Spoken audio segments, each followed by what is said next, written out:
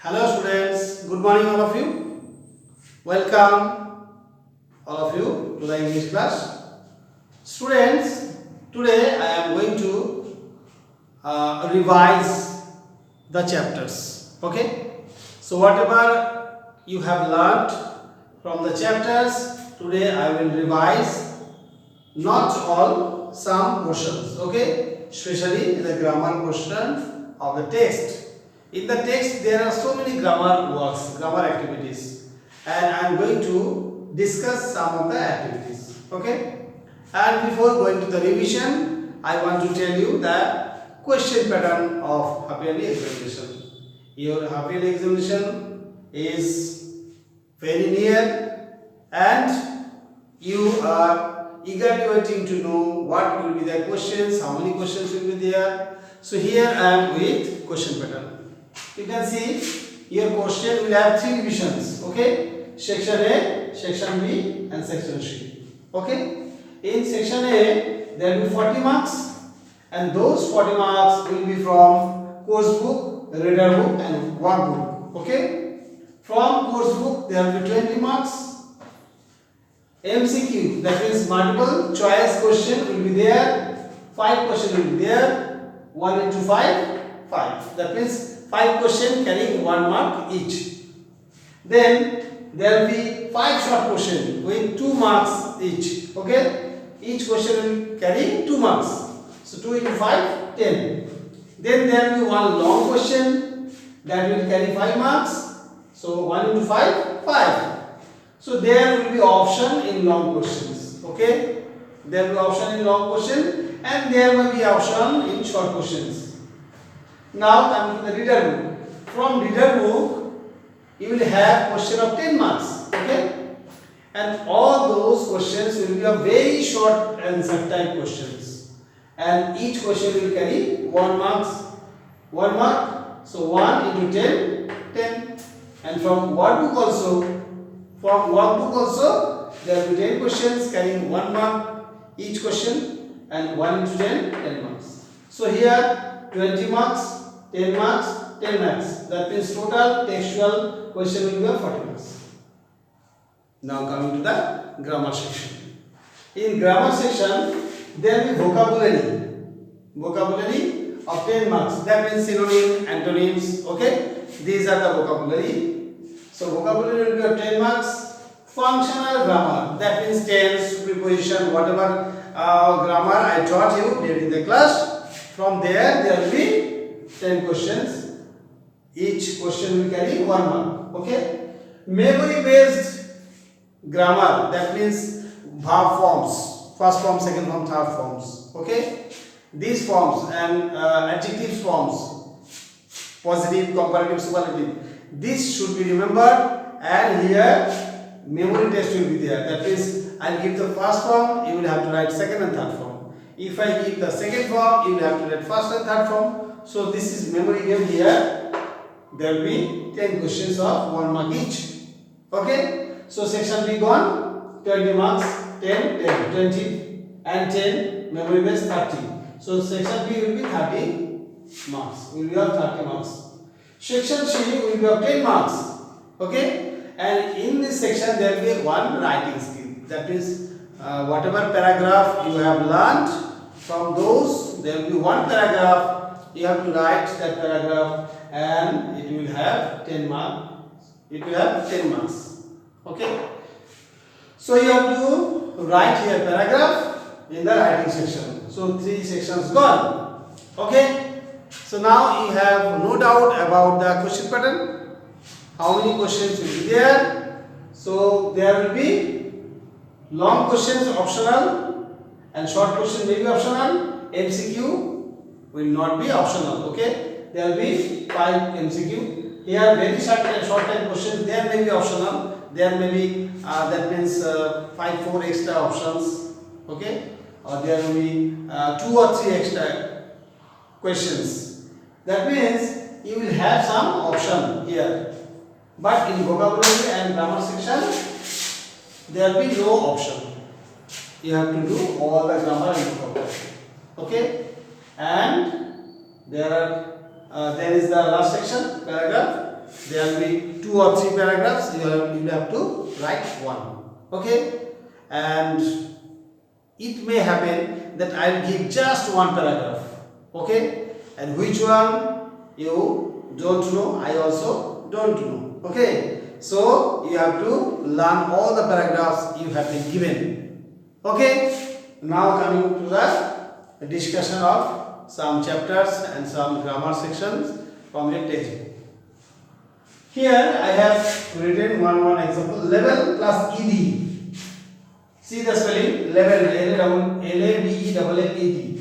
So there are so many spellings are like this way in your grammar book, in your textbook. You can see that. Just remember, if the last letter is consonant and before that consonant if there is one vowel, you know vowel, A-E-I-O-U. If then ed is added, last letter will be doubled. This letter L will be doubled. This is the rule of spelling. This is the rule of spelling. If any word is given, you have to just add ing or ed. So before adding ing or ed, you need to add one consonant extra. Okay? Then add ed or ing. That means if the last letter is consonant, before that there is a vowel. That means if last letter is consonant followed by vowel, then what will be that? What will be that? There will be double consonant before adding eng or ed. Okay?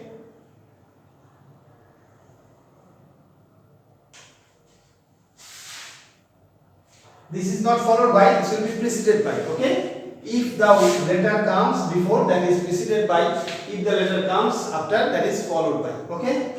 So if the last letter is preceded by L, if the last letter is preceded by vowel, then before adding ed, before adding ing, you need to make the last letter double. Okay? Next, here you can see it means what? It is. That means I is omitted here. I is removed. So when sometime apostrophe comma is given to remove a letter. Here it means a letter left out. I is left out. It means it is. It means it is. We write it is. It is. So this I is removed. So apostrophe comma is used to remove some letters. Okay. Next, here also you can see apostrophe Shara's. This is Shara's book. Here apostrophe comma has been given to show the possession, to show the right of Shara. Okay. Here Shara's book means Shara has the right on that book. Shara is owning that book. Shara possessing that book. So here apostrophe comma means not given for just omitting letters. It has been given for some possession. Okay. Next, strong, strength. Strong is a word which is adjective. Okay. And strength is the word coming from the word strong. And the word strength is not adjective. It is noun. And it is what? It is abstract noun. Why? Because we cannot see the strength with our eyes. We need to just feel. So abstract nouns are those nouns which we cannot touch, which we cannot see, just we need to feel. So those are abstract nouns. So there are lots of activities in your textbook like this way. Okay? There will be verb, there will be noun, there will be adjectives. And you have to make those words into abstract noun. That means you have to make the noun in a manner so that it will give some feeling. No watching or no touching activity will be there. You cannot see them, you cannot touch them. Next, informal formal. This type of activity also given in your textbook. Informal means not official, just private and personal. Okay, I am telling my father, my dear dad. Okay, or my dear father, my dear friend. So this is informal. But for the principal ma'am and to write to the officials, we write what? We don't write my dear. We just tell dear.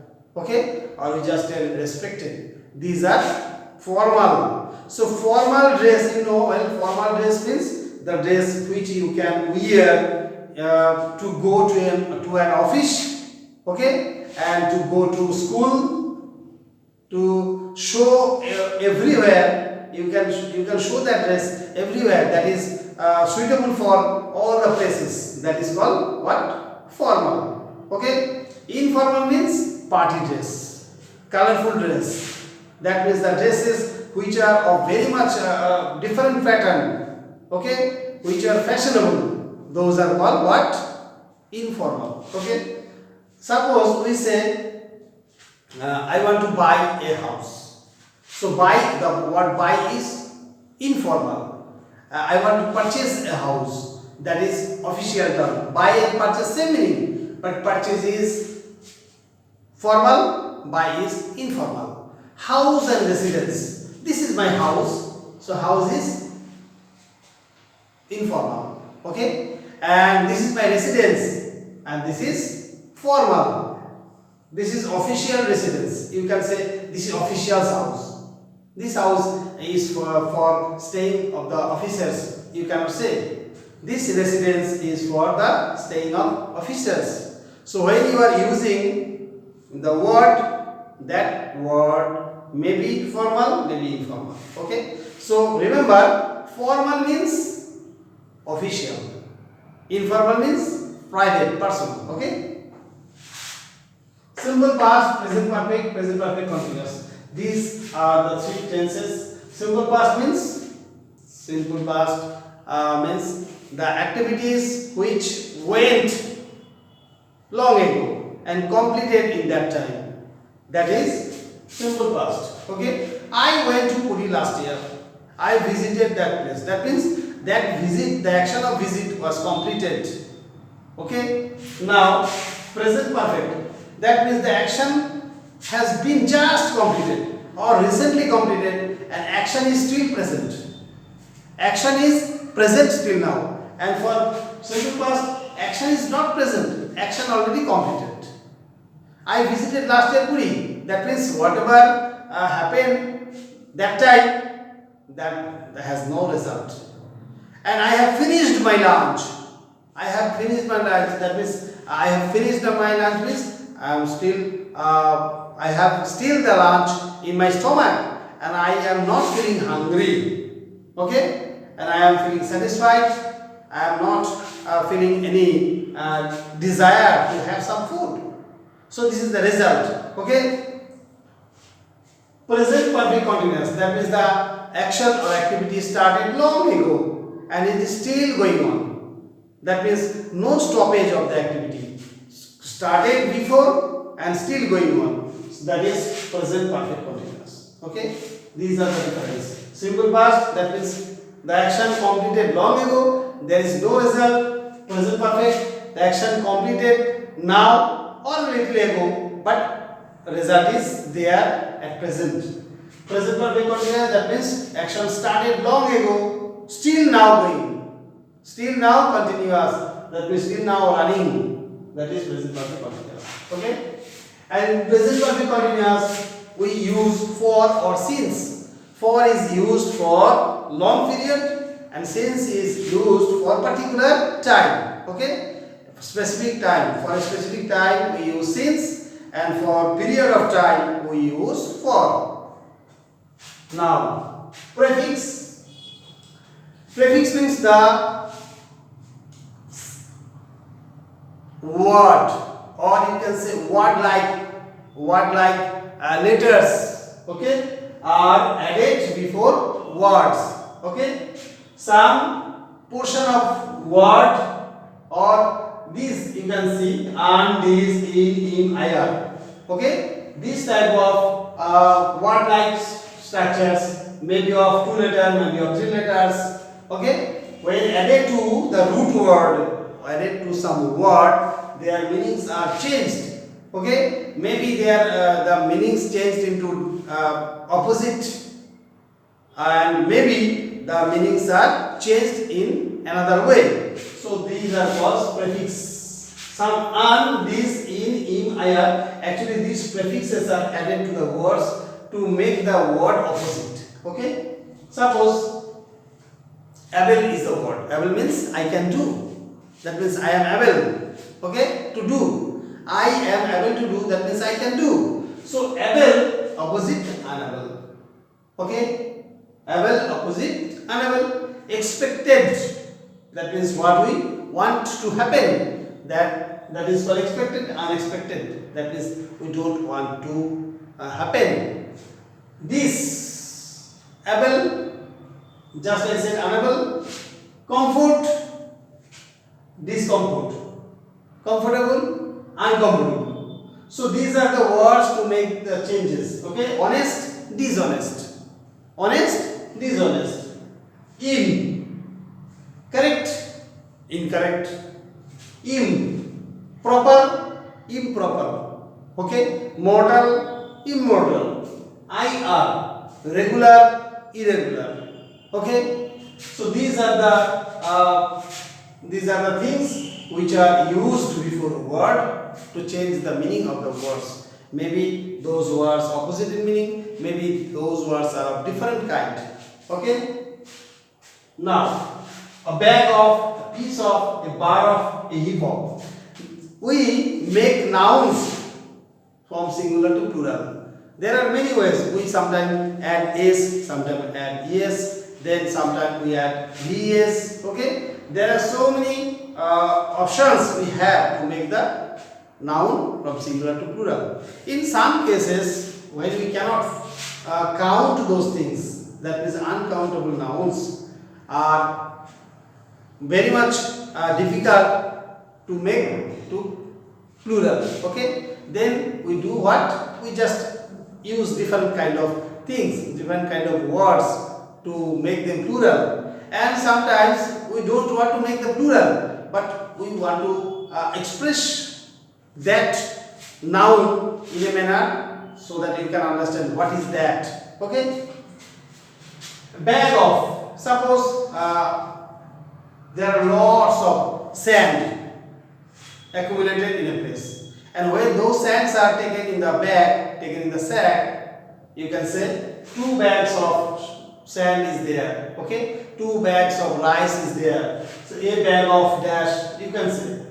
Suppose bread are already pieces, and bread sometimes not cut into pieces. So you want to have something from that bread, so you can take a piece of bread. Okay, chalks are made of small pieces. Actually, chalks are made with making a mount, making it down, then cutting and shaping them in different patterns. And when I take a chalk, that may be small, that may be big, that may be thin, that may be fat. So I cannot express what a chalk means. That's why I can say a piece of chalk. So in that way, a bar of chocolate, a heap of sand, a heap of garbage. So in this way, we express some items which actually we cannot count, which we actually want to say in a manner so that you can understand what it is about. Okay? Sometimes they have different shapes. We cannot count them. We cannot say we have taken 4 bread, because bread may be short, bread may be big, it may be large, okay, it may be small, it may be thick, it may be thin. So it does not mean how many bread we have eaten and what volume I have taken. So then in that cases we have to say I have taken a piece of bread, 2 pieces of bread. Okay, so like this way, I have taken a chocolate. What type of chocolate? Chocolate may be round, maybe thin, maybe melted. So if you have taken that chocolate, that may be a bar of chocolate. So that clears the idea. So these type of activities are given in your textbook. You have to just practice them. Whatever examples are given, worked out examples, you have to see them and you have to learn them by watching how they are coming in that place. Okay, lots of things in your textbook to discuss, but today I don't have enough time. So just for today, up to this. Bye bye all of you. Have a great day.